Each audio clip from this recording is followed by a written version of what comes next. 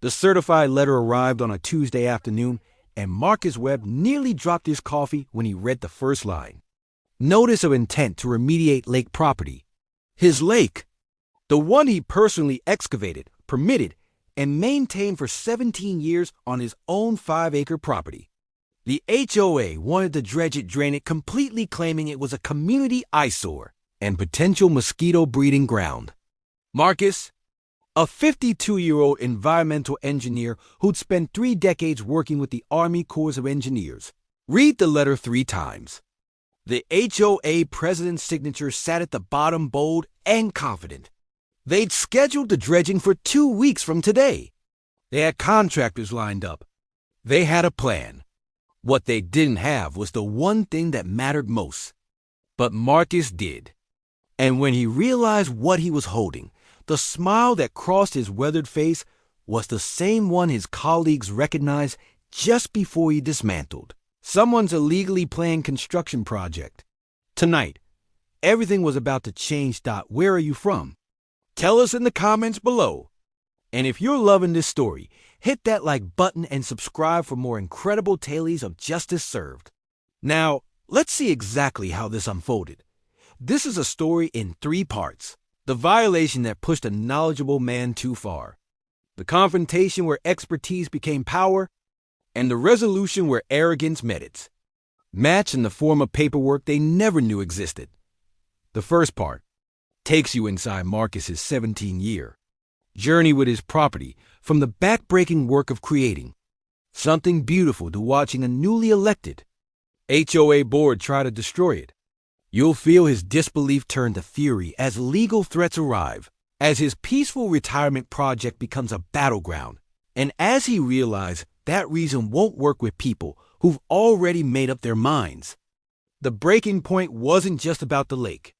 It was about respect, about expertise ignored, and about bureaucrats who assumed an older man wouldn't fight back. The second part is where Marcus stops defending and starts revealing. Watch as he walks into that emergency HOA meeting with a folder that weighs almost nothing but contains everything. See the board president's face when Marcus speaks 3 words that change the entire dynamic. Feel the tension as he methodically explains exactly what they don't understand about permits, jurisdiction, and the law. The power shift isn't sudden. It's surgical, deliberate, and absolutely devastating. The third part delivers justice with the precision of an engineer who spent his entire career reading the fine print. Consequences unfold like dominoes, each one perfectly positioned. You'll witness arrogance crumble, allies emerge from unexpected places, and a resolution so satisfying, it proves that sometimes the best revenge is simply knowing more than your opponent. And the twist at the end? Nobody saw it coming, not the board, not the community, and definitely not the contractors who'd already ordered equipment. Here's exactly how it happened. Marcus Alexander Webb had moved to Riverside Estates in 2008, back when it was still considered out in the country, and the Homeowners Association consisted of 5 neighbors meeting quarterly at someone's kitchen table to discuss road maintenance. He retired from the Army Corps of Engineers after 31 years. Most of them spent reviewing environmental impact assessments and wetland permits across 3 states. The 5 acres he purchased sat at the end of Lakeview Drive. Ironic because there was no lake, just a natural depression in the land that filled with runoff every spring and turned into a muddy mosquito factory by July. Marcus had looked at that depression and seen potential. It took him 9 months to navigate the permit process, though he could have done it in 6 if he called in favors. He didn't.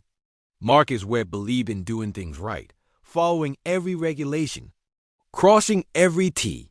He applied for his state wetland creation permit, his county excavation permit, his water rights documentation, and his environmental impact clearance. He hired the soil testing, commissioned the hydrology study, and designed a 1-acre lake with proper depth variation, native vegetation zones, and a natural filtration system that would make most retention ponds jealous. When the excavation began in spring 2009, Marcus was out there every day, 50 years old, and working alongside the contractors like a man half his age.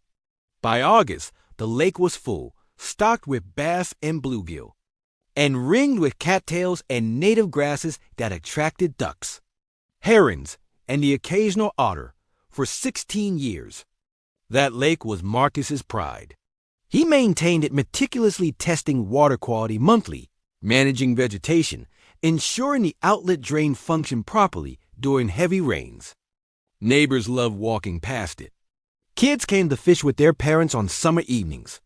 The property value of surrounding homes increased by an average of $40,000.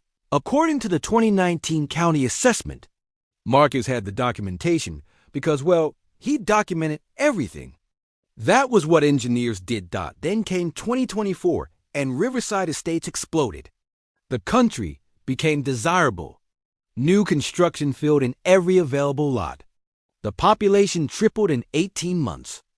And with growth came the new HOA board, elected by residents who'd lived there less than 2 years and had no memory of kitchen table meetings or neighborly agreements. The new board president was Denise Calloway, a 41-year-old real estate agent who moved from California and brought with her a very specific vision of what a premium community should look like. Crystal Harmon, the vice president, was her closest friend and a self-described community standards advocate who spent most of her time photographing violations and posting them to the neighborhood Facebook group. Together, they'd made it their mission to elevate Riverside Estates. The first Marcus heard about their concerns was in April, when Crystal knocked on his door and asked, with a smile that didn't reach her eyes, if he considered cleaning up the marsh area on his property. Marcus had explained patiently that it was a permitted lake, not a marsh, and it was meticulously maintained. Crystal's smile tightened. Well, some residents have expressed concerns about standing water and mosquitoes. Perhaps you could look into it. Marcus assured her the lake had better mosquito control than any of the swimming pools in the neighborhood. The fish ate the larvae. The natural ecosystem balanced itself, but Crystal was already walking away, her phone out photographing his property. 2 weeks later, a formal letter arrived from the HOA. Notice of aesthetic standards violation.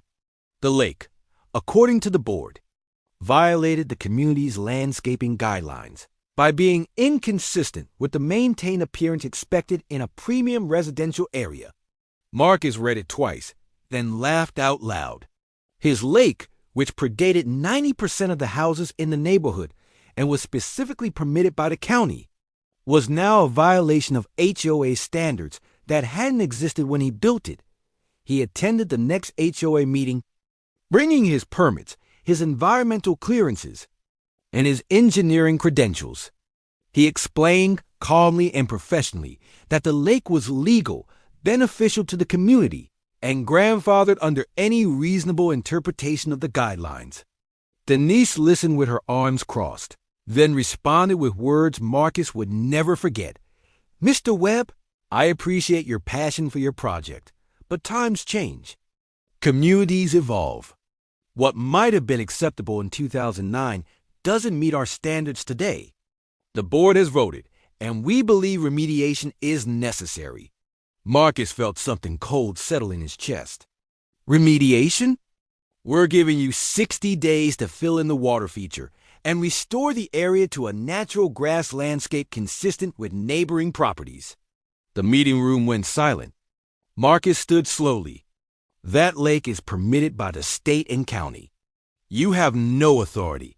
We have every authority under the HOA covenant. Crystal interrupted, her voice sharp.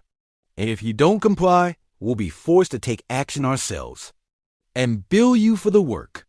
Marcus left that meeting, feeling something he hadn't felt since a particularly arrogant developer had tried to build a strip mall on protected wetlands in 1997. It was a mixture of disbelief and cold, calculating fury. These people had no idea what they were dealing with. They'd mistaken his patience for weakness, his age for irrelevance. He tried reason one more time. He sent a detailed letter to the board explaining the legal protections his lake enjoyed. the impossibility of the HOA overriding state and federal environmental regulations, and the potential liability they'd face if they attempted unauthorized work on protected wetlands. He included citations, regulatory code, and contact information for the County Environmental Services Department. He sent it certified mail and waited. The response came 3 weeks later. Not a letter of legal notice. The HOA had hired an attorney. They were moving forward with necessary remediation of the unauthorized water retention area, and Marcus would be responsible for all costs. Attached was a quote from Riverside Dredging and Excavation, $47,000 to drain and fill the lake. Marcus sat in his home office, the notice in his hands, and looked out at the lake where a great blue heron was fishing in the shallows. 17 years. 17 years of following every rule, respecting every regulation, maintaining something beautiful. And now these newcomers, who understood nothing about permits or ecosystems or the law, thought they could just erase it. He opened his filing cabinet and pulled out a folder he hadn't touched in 15 years. Inside was every document from the lake's creation, but more importantly, inside was the original permit. Not a copy. The original, with the state watermark and the county seal. And in the fine print, in Section 7, subsection C, was language that Marcus had written himself when he'd applied. Language that the County Environmental Department had approved without really thinking about it. Marcus read it again, just to be sure. Then he smiled. They wanted to play bureaucratic games? Fine. He'd spent 31 years mastering those games. If Denise Calloway and her board wanted a fight, Marcus Webb was about to teach them a very expensive lesson about the difference between authority and power. He picked up his phone and made 3 calls. The first was to his old colleague at the Army Corps of Engineers. The second was to the County Environmental Services Director, a woman he'd worked with on 5 different projects. The third was to an attorney who specialized in environmental law and had a particular distaste for HOAs that overstepped their authority. By the time Marcus went to bed that night, the counteroffensive was planned. And on the calendar, circled in red, was the date of the emergency HOA meeting they'd scheduled to finalize remediation plans. Marcus planned to attend. He planned to bring his folder. And he planned to say exactly 3 words that would make Denise Calloway wish she'd never moved to Riverside Estates. Emergency HOA meeting was scheduled for 7 p.m. on a Thursday evening in the community center, a prefabricated building at the entrance to Riverside Estates that smelled like carpet cleaner and had acoustics that made everything echo. Marcus arrived at 6:45 p.m., dressed in the same pressed khakis and button-down shirt he'd worn to 1,000 government meetings, carrying a leather portfolio that looked unremarkable, but contained documents that could demolish the entire HOA board's credibility in under 5 minutes. Denise Calloway was already there, along with Crystal Harmon and the 3 other board members, Robert Chi, the treasurer, Patricia Mills, the secretary, and David Kraft, the member-at-large who seemed perpetually confused about why he'd agreed to serve. About 30 residents filled the fold-in chairs. Most of them newer homeowners who'd been told this. Meeting was about protecting property, values, and maintaining standards. Marcus recognized 4 faces from the old days, longtime residents who'd lived here when the HOA was still functional, and they gave him small nods as he took a seat in the back. Denise called the meeting to order at 7:02 p.m. with the kind of officious efficiency that came from watching too many corporate presentations. We're here tonight to discuss the remediation project for the unauthorized water retention area on the property at 847 Lakeview Drive. We have bids from 3 contractors, and we need to vote on which company to hire and how to assess the cost to the property owner. She spoke about Marcus like he wasn't in the room, referring to him only as the property owner or the resident in question. Crystal pulled up a PowerPoint presentation on the community center's dusty projector. The first slide showed a photo of Marcus's lake, taken from the road. with red arrows pointing to the cattails and native grasses. Standing water, Crystal announced. Unmaintained vegetation. Potential health hazard. This is exactly the kind of deterioration we're working to prevent in Riverside Estates. A murmur ran through the crowd. Someone in the third row said, "That's actually really pretty." And Crystal's jaw tightened. Denise moved forward quickly. "We've consulted with legal counsel, and the HOA covenant gives us clear authority to address aesthetic violations and health hazards. Mr. Webb has been uncooperative despite multiple notices. So we're exercising our right to remedy the situation and assess costs." Robert Chun, who always looked uncomfortable during these presentations, cleared his throat. "Have we confirmed that we have the legal authority to alter his property?" "I mean, if it's permitted, it's an aesthetic violation," Denise cut him off. "The covenant is clear." Marcus raised his hand. Denise saw him but deliberately looked away. Marcus stood, portfolio in hand. "Mr. Webb, we're not taking public comment during the vote," Denise said without looking at him. "I'm not making a comment," Marcus said, his voice carrying that particular calm that came from decades of dealing with people who thought they were in charge. "I'm asking a question. Did your attorney review the actual permits for my lake before advising you to proceed?" Denise's expression flickered. "We've consulted with counsel extensively." "That's not what I asked. Did your attorney see the permits?" "Because I have them right here." Marcus opened his portfolio and pulled out the folder. Original documents. State Wetland Creation Permit. County Excavation Permit. Army Corps of Engineers Clearance. Environmental Impact Assessment. All approved, all active, all filed with the appropriate agencies. Crystal leaned toward Denise and whispered something. Denise's expression hardened. "Mr. Webb, permits don't override HOA authority in matters of community standards." "They do when the permits include special stipulations," Marcus said. He pulled out a specific document, walked forward, and placed it on the board's table. "This is the county environmental permit. Section 7, subsection C, I suggest you read it carefully." Denise picked up the document, her expression showing she expected to find nothing of consequence. Crystal leaned over to read with her.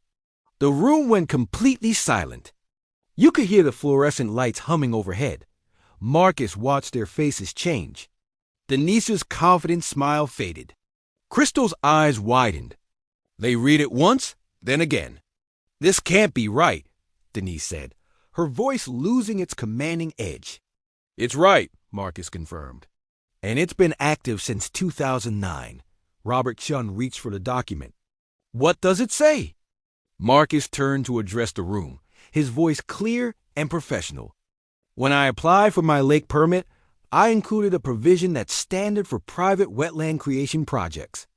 It's called a jurisdictional control clause. Essentially, it designates my property as a protected environmental zone under county supervision. Any proposed alterations to the lake require approval from the County Environmental Services Department. Not suggestions. Not consultation. Approval." Patricia Mills, the secretary, spoke up for the first time. "So we need county permission to do the work?" "You need county permission to even propose doing the work," Marcus corrected. "And here's the interesting part. The county permit gives primary oversight authority to the permit holder, that's me, for the first 30 years. Which means any request to alter, remediate, or remove the lake has to go through me first. I review it, make recommendations, and forward it to the county with my assessment." The room erupted in confused conversation. Denise held up her hand for silence, but had to do it 3 times before people quieted down. "This is ridiculous. You're saying you have veto power over HOA decisions. I'm saying I have permitting authority over environmental changes to my property, which supersedes HOA covenant authority," Marcus replied. "It's not complicated. The state and federal environmental regulations take precedence over local HOA rules. That's established law. Your attorney should have explained that." David Kraft, who'd been silent until now, asked the obvious question. Did our attorney know about this permit clause? Denise's silence was answer enough. Marcus pressed forward, his voice still calm but with an edge now. I'm going to tell you what happens if you proceed with your remediation plan. First, the County Environmental Services Department will stop the work immediately and fine the fine. HOA for attempting unauthorized alteration of a permitted wetland. That fine starts at $50,000. Second, the State Environmental Agency will investigate, and they take violations of wetland permits very seriously. We're talking additional fines, possible criminal charges for environmental damage. Third, I will personally sue the HOA and every board member individually for attempted destruction of protected property and environmental harm. And fourth, I'll make sure every regulatory agency in the state knows that Riverside Estates HOA thinks it can override state environmental law. The room had gone completely silent again. Marcus could see longtime residents in the back trying not to smile. Crystal found her voice. You're threatening us? I'm educating you, Marcus said. You came after my property without doing basic research. You hire contractors without verifying legal authority. You sent me bills for work you have no right to perform. That's not community leadership, that's negligence. Denise stood abruptly. We're going to consult with our attorney and reconvene. Before you do that, Marcus said, reaching into his portfolio one more time, you should know that I've already filed a formal complaint with the County Environmental Services Department regarding your threatened violation of environmental permits. I filed it this morning. The director is a colleague I've worked with for 20 years. She was very interested to hear about an HOA trying to drain a permitted wetland. She's sending an inspector next week. To your meeting. The color drained from Denise's face. You did what? I protected my property using the legal mechanisms available to me. The same way you claim to be protecting the community. Marcus closed his portfolio. And one more thing. That permit I showed you? I can revoke the county's ability to even consider modification requests. It's in Section 9. I haven't exercised that right yet because I believe we could resolve this reasonably. But if you continue pursuing this vendetta, I will revoke it, which means your contractor's proposal becomes worthless, your attorney's. Advice becomes moot, and you'll have spent HOA funds on a project that was legally impossible from the start. He turned to leave, then paused. The lake stays. It's been there for 17 years. It'll be there for another 17, and there's nothing you can do about it. Learn to live with it, or learn about environmental law the hard way. Your choice. Marcus walked out of the community center while the board sat in stunned silence and residents began talking all at once. As he reached his truck, he heard someone call his name. It was Tom Harrison, one of the original residents, a retired teacher who'd lived on Oakmont Drive since 2006. That was magnificent, Tom said, shaking Marcus's hand. We've been waiting for someone to stand up to them. They never checked their facts, Marcus replied. That's what happens when arrogance meets bureaucracy. Is that permit thing real? The whole jurisdictional control clause. Marcus smiled. Every word. I wrote it myself when I applied, based on federal wetland protection standards. The county approved it without really thinking about the implications because it made their job easier. They didn't have to monitor the lake. I did it for them. But it also means I have final say on any modifications. It's completely legal and completely bulletproof. Tom laughed. They have no idea who they picked a fight with. No, Marcus agreed. They really don't. The fallout began the next morning. When Denise Calloway sent an emergency email to all HOA members at 6:47 a.m., the subject line read special board meeting postponement, but the message itself was far more revealing. She claimed, in carefully worded corporate language, that the proposed environmental project was being reassessed pending additional legal review and that all contractor agreements had been temporarily suspended. She didn't mention Marcus's permits, didn't acknowledge the jurisdictional control clause, and definitely didn't admit that the board had tried to authorize $47,000 in work. They had no legal right to perform. Marcus read the email over his morning coffee and knew immediately it wasn't over. People like Denise Calloway didn't surrender, they regrouped. He'd seen it 1,000 times in his career. The arrogance might pause, but it didn't disappear. He was right. 4 days later, Crystal Harmon filed a formal complaint with the county zoning department claiming Marcus's lake violated setback requirements and hadn't been properly permitted. It was a transparently retaliatory move, but it required Marcus to respond, to gather documents, to spend time defending property he'd already proven was legal. He handled it in 2 hours with a single email to the zoning director, including copies of every permit, every approval, and every inspection record from 17 years of lake maintenance. The complaint was dismissed the same afternoon with a note from the zoning director that called it frivolous and without merit, but Marcus knew that wouldn't be the end either. So he made a decision. If the HOA wanted a war of bureaucracy, he'd finish it decisively. On Monday morning, he called the County Environmental Services Department and spoke directly to Director Sarah Mendez, the woman who worked with him on the restoration of Miller Creek in 2012 and the wetland preservation project in 2016. Explained the entire situation, the HOA's threats, their hired contractors, their attempt to circumvent environmental permits. Sarah listened without interrupting, then said something that made Marcus smile for the first time in weeks. Marcus, I think we need to do a full compliance inspection of the Riverside Estates HOA. They've been expanding, adding detention ponds, modifying drainage. If they're this casual about environmental permits, I'd like to verify they're following regulations on their own properties. The inspection happened on Thursday. Sarah showed up with 2 environmental specialists and spent 6 hours examining every water feature, drainage system, and landscaping project the HOA had completed in the last 3 years.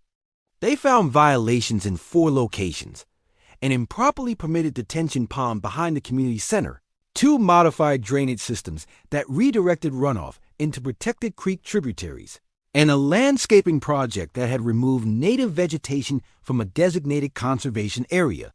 Total potential fines, $138,000. Sarah called Marcus that evening with the results. I'm giving them 60 days to remediate. If they cooperate and bring everything into compliance, we'll reduce the fines to oversight costs, probably around $20,000. If they fight it, they'll lose and pay the full amount plus legal fees. And the lake? Marcus asked. Your lake is the only properly permitted water feature on the entire property. It's actually a model of what they should have done. I'm including a note in my report commending your environmental stewardship and recommending the HOA leave it completely alone. Marcus thanked her, hung up, and poured himself a bourbon.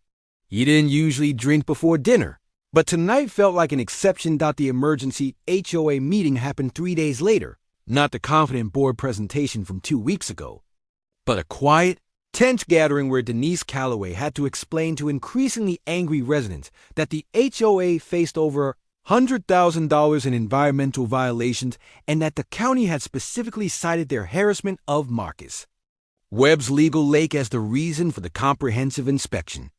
Robert Chun, the treasurer, pointed out that the HOA's reserve fund had $42,000, which meant special assessments would be necessary to cover the fines.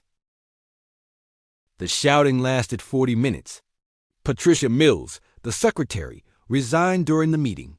David Kraft abstained from every vote and stared at the table. Crystal Harmon tried to blame Marcus, claiming he'd weaponized environmental regulations. But Tom Harrison stood up and delivered a 5-minute speech about how the board's arrogance and incompetence had created this entire disaster. When Tom finished, he moved to call a special election to recall the entire board. The motion passed 4-7-3. Denise and Crystal both resigned the next day rather than face the recall election. Robert Chun stayed on temporarily to manage finances until new leadership could be elected. The contractors who'd been hired to dredge Marcus's lake sent a bill for preparation work $3,000. The HOA refused to pay it, and the contractor sued. That lawsuit was still pending 3 months later, adding another $5,000 in legal fees to the HOA's growing list of problems. Marcus watched all of this unfold from his deck overlooking the lake, which remained exactly as it had been for 17 years, clean, healthy, and completely legal. He continued his monthly water quality tests, his vegetation management, his careful maintenance of something he built with his own hands and protected with his own expertise. The new HOA board, elected in January, was composed entirely of longtime residents who remembered what the community used to be. Their first official act was to send Marcus a formal letter of apology for the previous board's overreach and harassment. Their second act was to pass a resolution specifically exempting pre-existing permitted structures from any future aesthetic guidelines. Their third act was to hire a new attorney who actually understood property law. Tom Harrison, who was elected board president, stopped by Marcus's house on a Saturday afternoon in February to personally apologize and to ask Marcus if he'd be willing to serve on the Architectural Review Committee specifically to review any environmental aspects of new construction. Marcus agreed on the condition that he only reviewed projects that involved water features or environmental impact. Tom shook his hand and said the community was lucky to have someone with his expertise.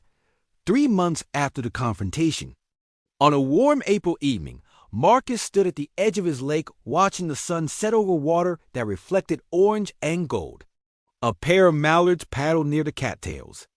The heron he'd seen the day the legal notice arrived was back, fishing in the same spot. Everything was quiet, peaceful, exactly as he designed it to be all those years ago. His neighbor Jennifer Parsons walked over with her 8-year-old son, who wanted to know if he could fish for bluegill. Marcus said yes, like he always did, and spent 20 minutes helping the kid cast and explaining how to watch the bobber. When the boy caught a small bass and released it back into the water, his face lit up with the kind of pure joy that reminded Marcus why he built this place. After they left, Marcus sat in his deck chair and thought about the entire experience. He'd learned something about people, that some of them would always mistake kindness for weakness, patience for ignorance. That newcomers sometimes brought ambition without wisdom, authority without expertise. But he'd also learned that systems, properly understood and carefully navigated, protected people who followed the rules. That documentation mattered. That expertise earned over decades couldn't be dismissed by arrogance accumulated over months. Denise Calloway had moved to a different neighborhood in March. Crystal Harmon had stopped posting to the Postin community Facebook group after someone created a meme comparing her standing water PowerPoint to Marcus's official environmental awards from 3 different agencies. The contractors had settled their lawsuit for half the original amount. The HOA's environmental violations had cost $23,000 to remediate after Sarah Mendez accepted their compliance plan. Marcus had spent exactly $74 defending his property, though. Cost of printing documents and certified postage. His lake had survived, his rights had been protected, and his expertise had been vindicated. Justice hadn't come from aggression or threats. It had come from knowing more, preparing better, and understanding that the people with the most authority weren't always the people with the most power. As the stars began to appear over the lake, Marcus raised his bourbon glass in a quiet toast to the great blue heron, still fishing in the shallows, and the 17 years of doing things right. Because sometimes, he thought, the best revenge isn't revenge at all. It's just being right, having the documents to prove it, and watching people who should have known better learn an expensive lesson about the difference between making rules and understanding them. Across the country in Boulder, Colorado, a different fight was brewing. Dr. Elena Rodriguez, a 44-year-old structural engineer who just moved into the Parkside Meadows development, received a citation from her HOA for an unauthorized structural modification to her garage. The modification they referenced was a seismic retrofitting system Elena had designed after discovering the entire development was built on an unmitigated fault line. The HOA president demanded she remove it immediately. Elena pulled out her Colorado professional engineer stamp, the one she'd used to approve high-rises across 3 continents, and smiled the same smile she'd given the contractors who tried to cut corners on earthquake safety. "Please," she said quietly, "keep insisting I remove life-saving structural improvements from my property. I'd love to explain to the state engineering board, the county building department, and every homeowner in this development exactly what you're asking me to do." The president's face went pale, but that's a story for another time.